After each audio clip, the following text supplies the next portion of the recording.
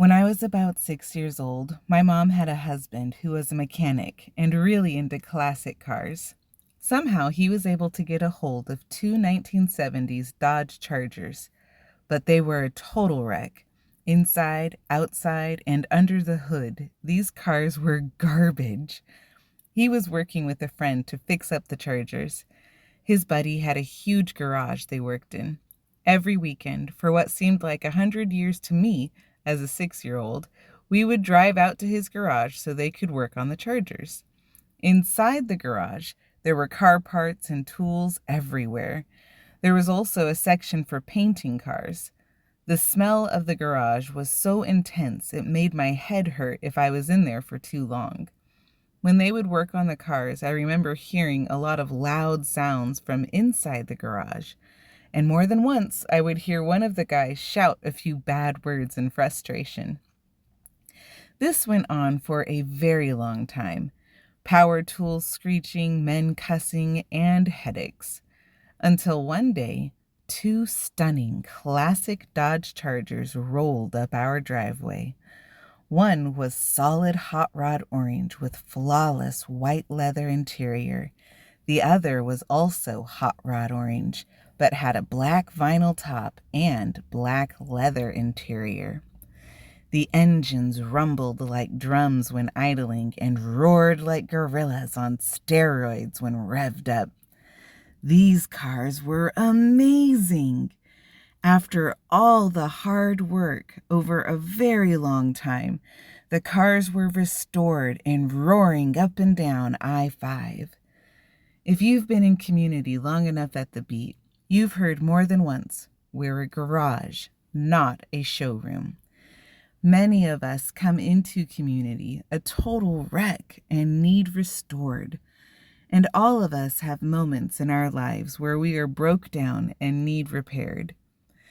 God uses community to help restore and repair wrecked and broken people.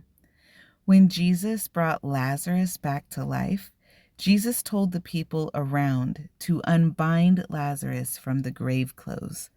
When Paul was having troubles, the church in Philippi sent him financial support and someone to be a helper for him. If any of us are going to live the life God intended and to find support in our troubles, we need community. If we can see community as a garage where restoration and repairs are done on wrecked and broken people, we will have more grace for each other and will see the areas where we can roll up our sleeves and help. Will it be messy and loud? It sure will. Will there be times we want to shout and cuss words in frustration? Yup. Will there be headaches? Most definitely. But what comes out of that process is miraculous.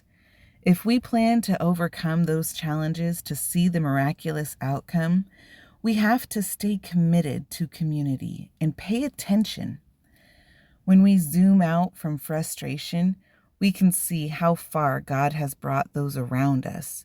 We remember who we were a year, 2 years, or 5 years ago, and marvel at how different we are today. We can only do this if we stay committed. When I'm overwhelmed by community and I think about the lady who didn't believe God could love her and now flourishes in her identity as one of God's daughters, I think about the young man who didn't think he had much worth and is growing in leaps and bounds in his confidence as a godly man. I think about the guys who struggled with isolation and old addictions, who now lead others to Jesus and reach out when struggling.